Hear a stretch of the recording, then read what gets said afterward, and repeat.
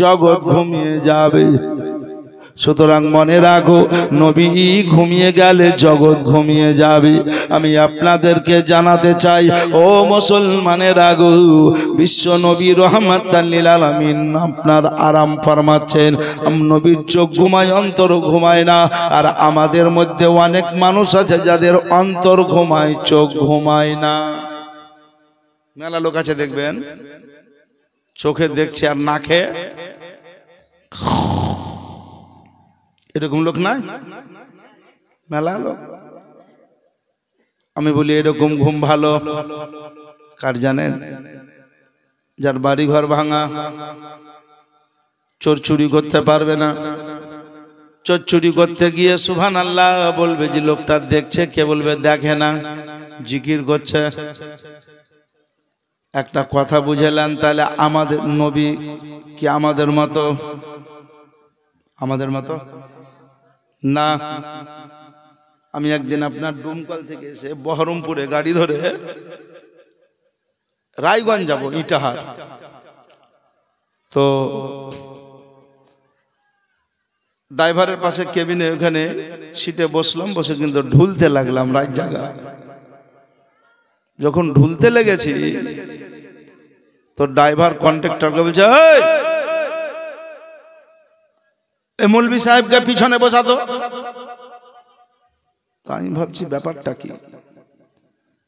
ড্রাইভারকে বলছে, ভাই আমি কি বিনা ভাড়ায় যাবো যে আপনি অত জোরে মেজাজ নিয়ে কথা বলছেন?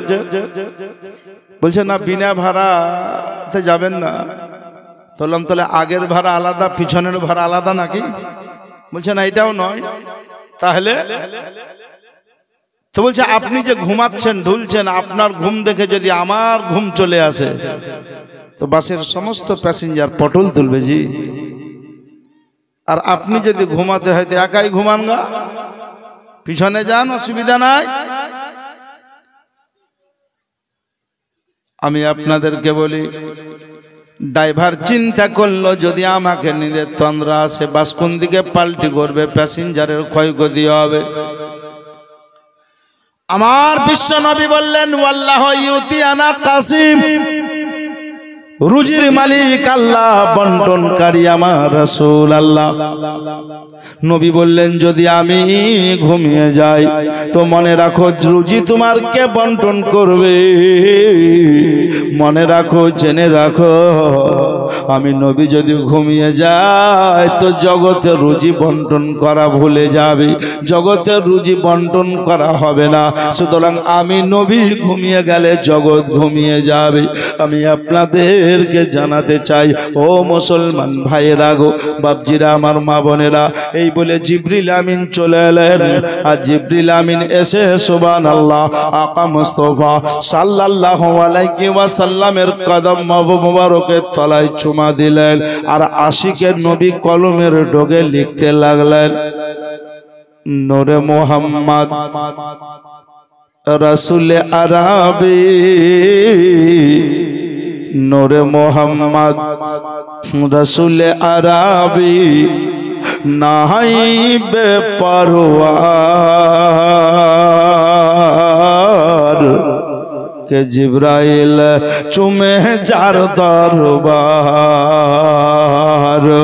ইলাম থেকে হাই ইলা ইলাহা, আলিফ থেকে হয় আল্লাহ,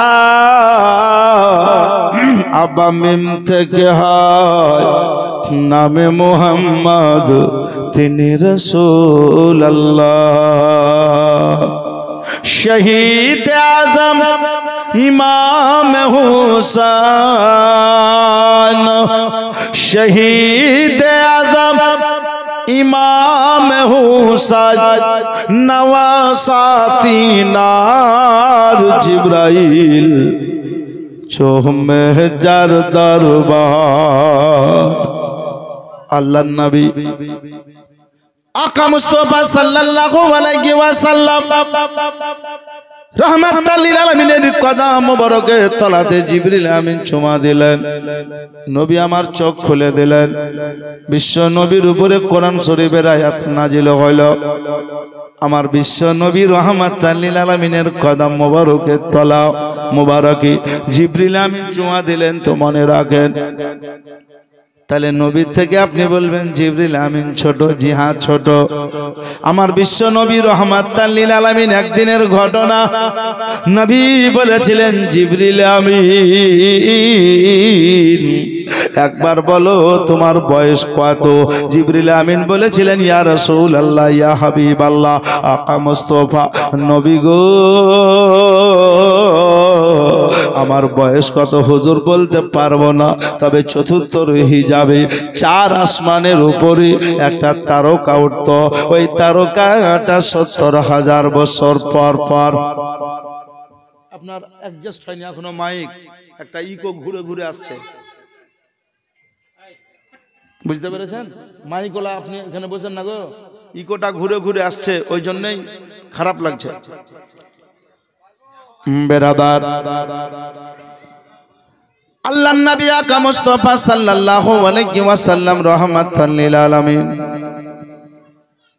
দয়ার অবতার, পাপীদের উদ্ধার, নবীদের সরদার, বিশ্ব নবী প্রেমের ছবি রহমাতাল লিল আলামিন। কি বলছেন আপনাকে জানিয়ে দেয়। সাউন্ড দেন, সাউন্ড দেন, বক্সে সাউন্ড গুলা দেন, ও কম যখন দিবেন সাউন্ড গেজে দিবেন, তাহলে ভালো লাগবে।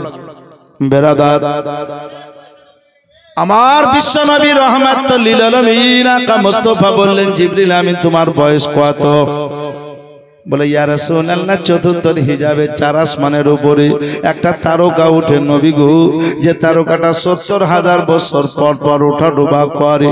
নবী গো আমি জিবরিল আমিন ওই তারকাটা একবার দেখি না, 2 বার দেখিনি, 3 বার দেখিনি, যে তারকাটা 70,000 বছর পর পর ওঠা ডোবা করে।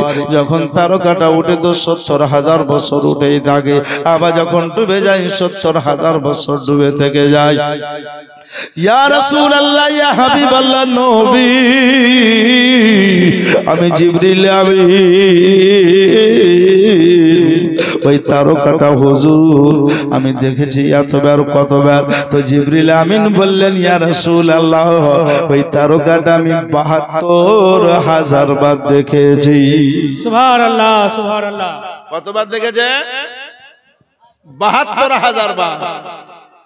আমার আকা মুস্তাফা সাল্লাল্লাহু আলাইহি ওয়াসাল্লাম বললেন ও জিবরাইল ওই তারকাটা অন্য কেউ ছিল না। আমার নবী বললেন ওয়া আনা ইজ্জাতুল রাব্বিকা যালিকা কাওয়াকিব। জিবরাইল ওই তারকাটা আমি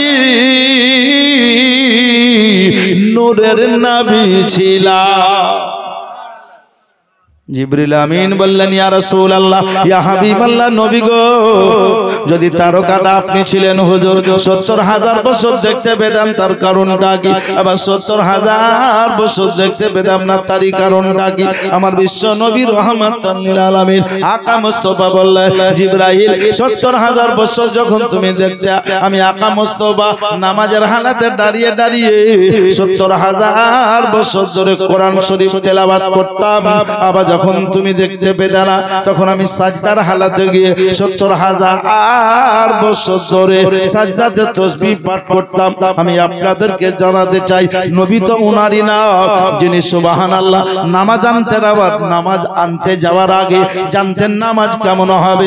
নবী তো উনারই না, যিনার উপরে পবিত্র কোরআন শরীফ নাজিল হওয়ার পূর্বে নবী জানতেন কোরআন কত পারা হবে, কত রুকু হবে, কত আয়াত হবে, কত সাজদা হবে, কোন অক্ষরে শুরু কোন অক্ষরে শেষ।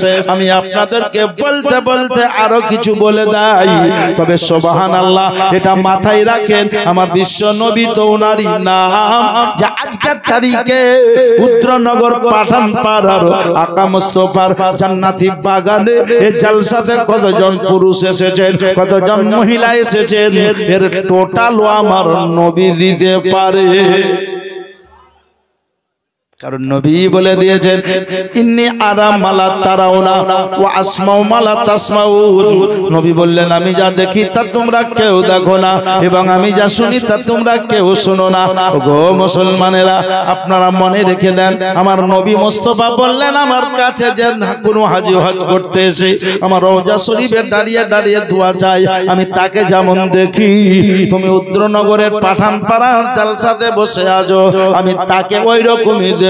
আমি কাছের আওয়াজ যেমন শুনি, দূরের আওয়াজ ওই রকম শুনি। আমি কাছের লোককে যেমন দেখি, দূরের লোককে ওই রকমই দেখি। আমি নবীর সামনেও যেমন দেখি,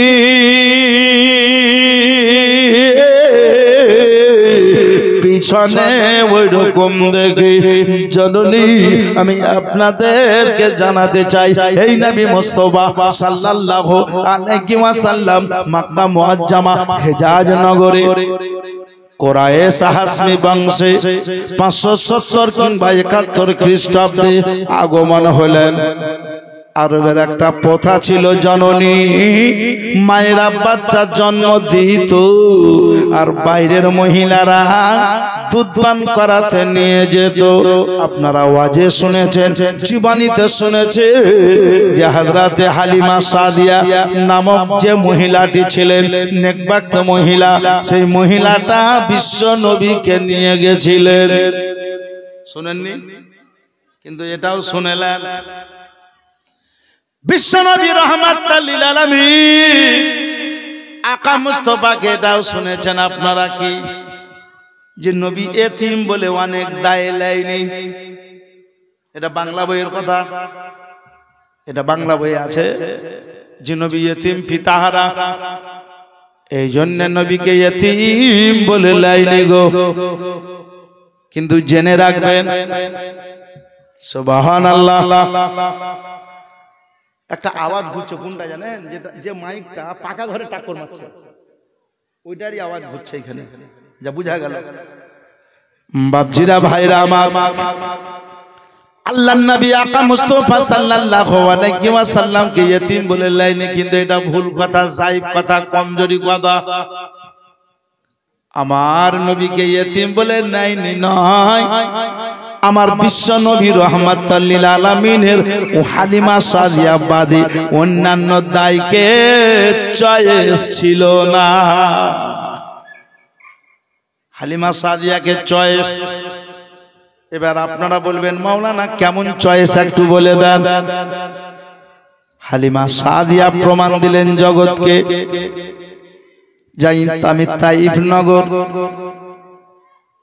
বাড়ি থেকে মক্কা মুকাররমা আসবো তার আগে রাত্রিতে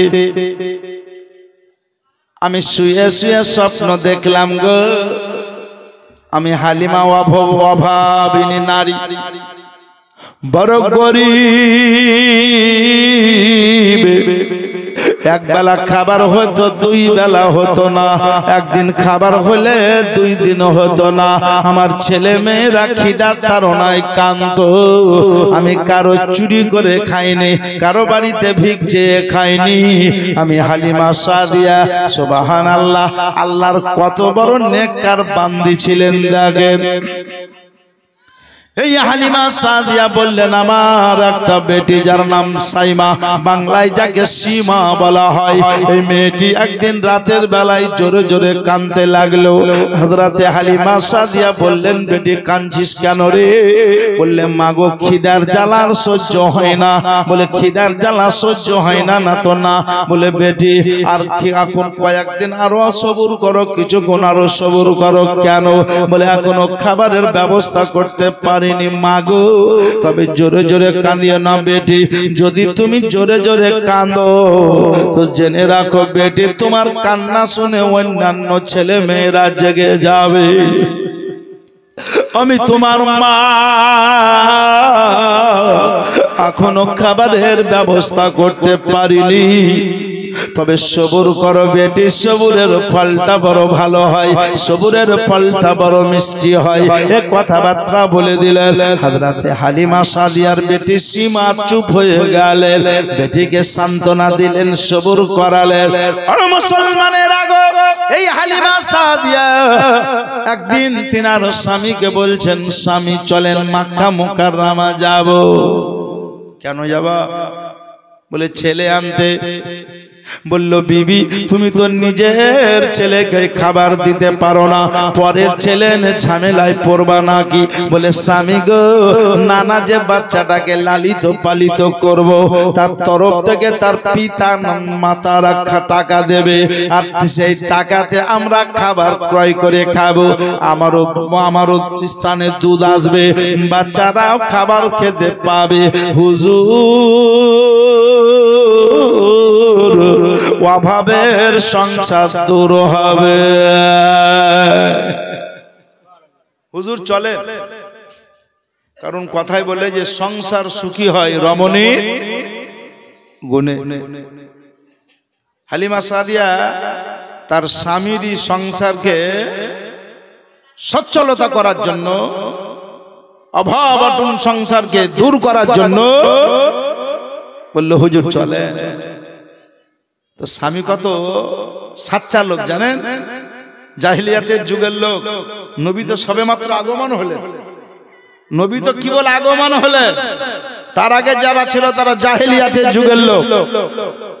স্বামীর নাম হলো হযরতে হারিস। বলছে বিবি আমি গিয়ে কি করব? তো বলছে তুমি আমার সঙ্গে যাবা, আর তুমি বলবে যে আমার বিবি বাচ্চা ভালো মানুষ করতে পারে। তো স্বামী বলছে না, আমি মিথ্যা কথা বলতে পারবো না। কেমন স্বামী চিন্তা করেছে, হায় হায় কেমন নেককার স্বামী। বলে হুজুর আপনারই তো সংসারের অভাব অটন দূর করার জন্য যাওয়ার জন্য বলছি। বলে তুমি যতই বলো হবে না। তো বললে হুজুর আপনি জানেন না যে সংসার সুখী হয় রমণীর গুণে। আর কিছু সংখ্যক মহিলা আছে, আর কি বলবে জানেন, যে সংসার সুখী হয় রমণীর গুণে। এটা নয়, বরঞ্চ সংসার সুখী হয় স্বামীর মোটা ইনকামে। মানে আপনি চেন্নাই পড়ে থাকেন আর হাজার হাজার টাকা ওকে দেন, ওই টাকা নিয়ে শপিং করি পারুক, তাহলে সুখী হবে। বুঝতে পেরেছেন? ও বাপজিরা ভাইরা আমার মা বোনেরা, কথাটা মনে রাখে। হযরতে হালিমা সাদিয়া বললেন মক্কা মুকাররমার আসে একদিন রাতের বেলায় আমি আবার স্বপ্ন দেখলাম, বড় পিপাসা লেগেছে আমাকে। হালিমা সাদিয়ার সংসার ইতিহাস যদি পড়েন, তিনার জীবনী যদি স্টাডি করেন, খিদা লাগলে পরে কচি কাঁচা পাতাগুলো ভেঙে খেতেন, গাছের শিকড়গুলো চিবিয়ে খেতেন।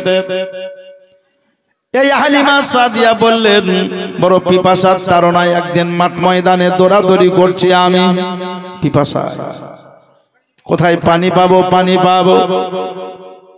হালিমা সাদিয়া বললেন সামনের দিকে একটা নদী দেখলাম, স্বল্প কিছু পানি আছে। আমি হালিমা সাদিয়া নদীতে নেমে এক চুল্লু পানি তুললাম, আর পানিটা পান করব। একটা বাচ্চা ছেলে, নুরানিময় চেহারাওয়ালা ছেলে, এসে আমার হাতটা ধরে নিল, আর হাত ধরে নিয়ে বলতে লাগলো, ওগো মা হালিমা সাদিয়া পানি কি করবা? বলে পান করব। বলে না গো না, এ পানি তোমার পান করা হবে না। বললে কেন? বলে পানি পান করলে শুধু পিপাসা দূর হবে। ও হালিমা সাদিয়া কালকে মক্কা মুকাররমা চলে যাবা, মক্কা মুকাররমায় একটা বাচ্চা আগমন হয়েছে, সেই বাচ্চাটাকে যদি আনতে পারো তাহলে তোমার পানিরও পিপাসা মিটে যাবে, খিদারও পিপাসা মিটে যাবে, তোমার ঘরের অভাব অনটন দূর হইয়া যাবে, এমনকি তোমার ভেঙে যাওয়া নসিব চমকে যাবে। তুমি মনে রাখো হালিমা সাদিয়া গো, তোমার ভাঙা ঘর চাঁদের আলো হবে। সুবহানাল্লাহ, সুবহানাল্লাহ।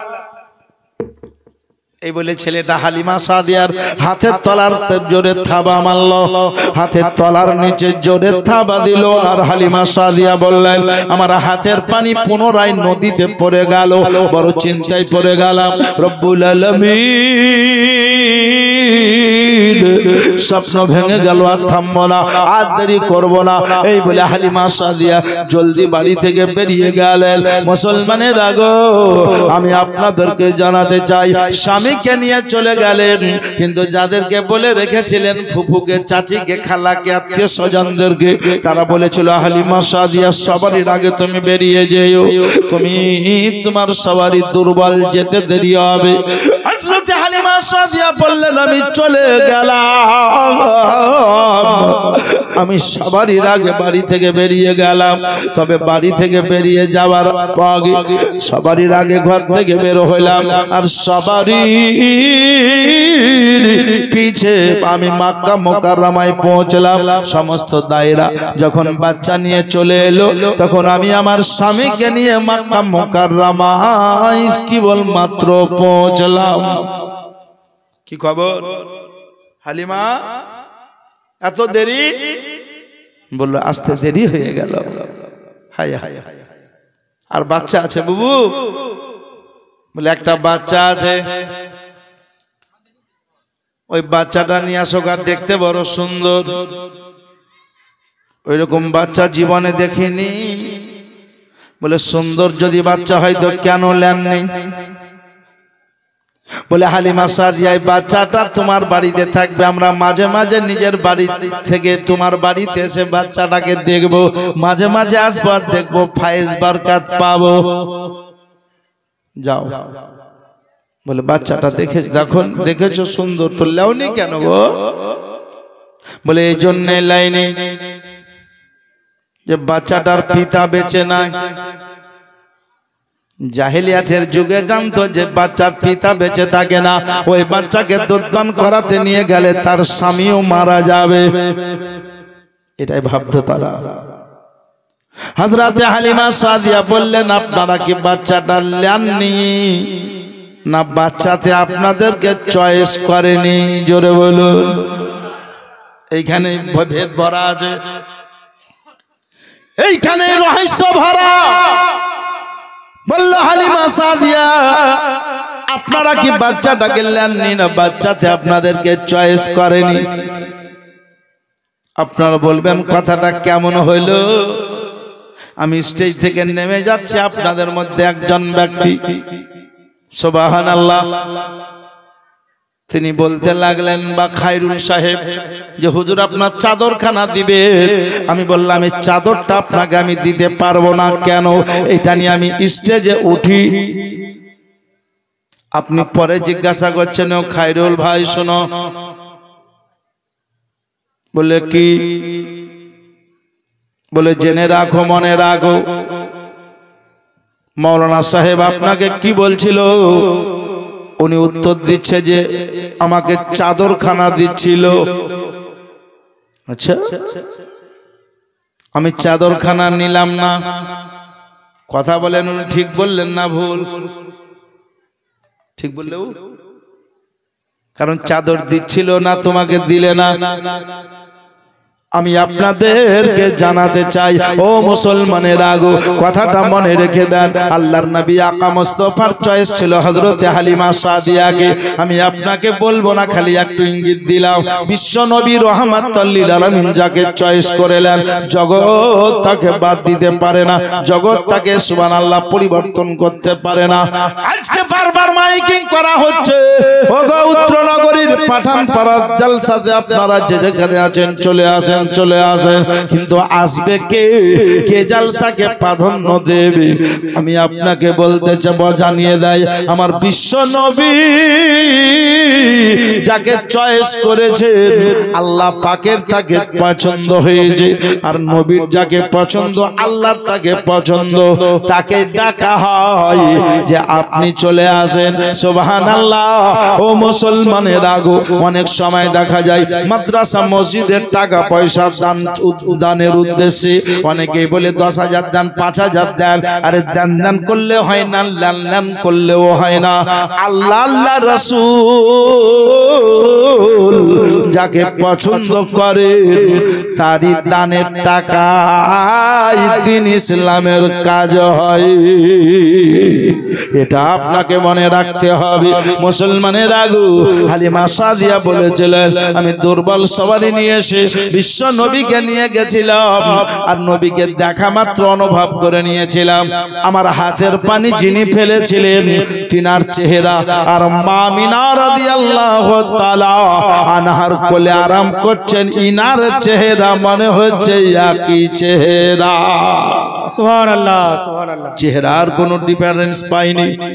হালিমা সাদিয়া বলেছিলেন, যেমনই আমি মুস্তাফার নূরানি চেহারা দেখে নিয়েছি তেমনি সুবহানাল্লাহ, তেমনি যেন আমার পিপাসা দূর হলো, খিদা দূর হলো, জীর্ণ শীর্ণ শরীর তাজা হয়ে গেল। জননী আমি আপনাদেরকে বলতে চাই, ও মুসলমানের আগু কথাটা মনে রেখে দেন। আল্লাহর নবী আকা মুস্তাফা সাল্লাল্লাহু আলাইহি ওয়াসাল্লাম কে নিয়ে হালিমা সাদিয়া বললেন, আমার দুর্বল সওয়ারির উপরে যেমন স্পর্শ করে দিয়েছি তো দুর্বল সওয়ারি তাজা হয়ে গেছে। তখনই কবি লিখতে লেগেছে কি জানে, মাহলে ছোট বক্স দুটাতে সাউন্ড দাও, ছোট দুটো মাহলে মার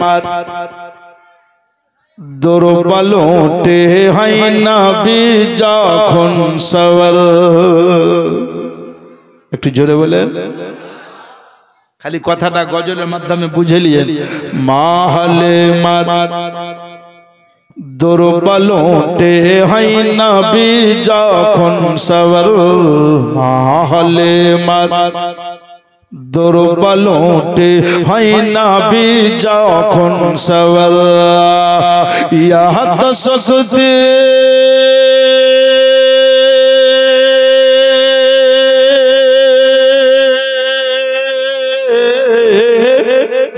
याद सकती पहल से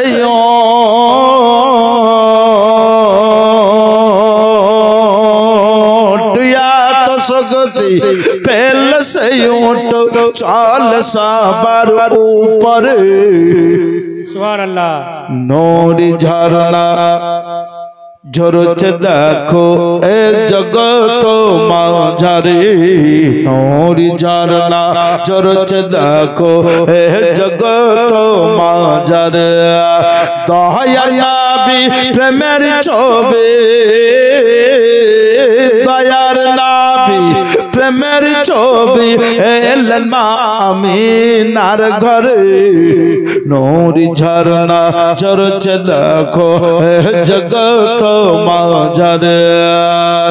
আবু হুরায়রা আবু হুরায়রা আবু হুরায়রা আবু হুরায়রা চিন্তা করেন এক পিয়ালা দুধ নিয়ে, আবু হুরায়রা চিন্তা করেন এক পিয়ালা দুধ নিয়ে, সেই দুধেতে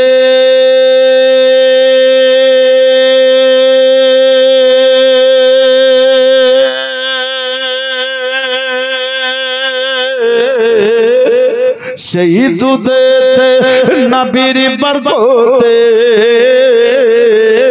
সেই দুধেতে নবীর বরকতে 70 সাহাবার পেট ভরে। সুবহানাল্লাহ সুবহানাল্লাহ। একটু জোরে বলেন সুবহানাল্লাহ।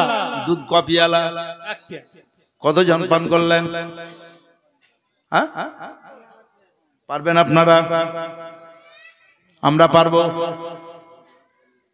1 কেজি দুধ দিলে 70টা লোকের হবে, হবে কি না?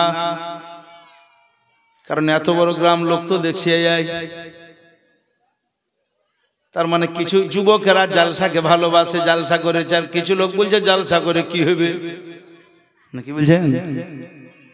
কিছু সংখ্যক লোক বলছে জালসা করে লাভ নাই, আর কিছু সংখ্যক লোক বলছে যে না জালসা করে লাভ কিছু হোক আর না হোক, যতক্ষণ জালসা চলবে ততক্ষণ ওই জায়গাটির উপরে আল্লাহর রহমত নাজিল হবে। এবং শুধু রহমত নাজিল হবে তাই নয়, আমার বিশ্ব নবী সাল্লাল্লাহু আলাইহি সাল্লামে পাঠান পাড়ার সরজমিনে আসবে আর বিশ্ব নবী সকলের জন্য দোয়া করবেন। কিতাবের নাম সাচ্চি হেকায়েত। এই কিতাবে লেখা আছে যারা নবী মুস্তাফার মহব্বতে জশ্ন ঈদ মিলাদুন নবী মানায়, নবী মুস্তাফা তার বাড়িতে আসেন, তার ঘরে আসেন, আর আসার পরে নবী স্বয়ং নিজে দোয়া করে যান। আপনার দোয়া কবুল হতে পারে নাও পারে, আমার দোয়া কবুল হতে পারে নাও পারে, কিন্তু আমার রাহমাতাল লিল আলামিনের দোয়া কবুল হওয়ার জন্য আল্লাহর পাক দরবার অপেক্ষা করে। জননীরা গো, কেমন নবী আর নবীর কেমন সাহাবী। হযরতে আবু হুরায়রা বিচক্ষণ সাহাবা, যিনি হাদিস বর্ণনাকারীর মধ্যে 1 নম্বরে যার লিস্টে নাম।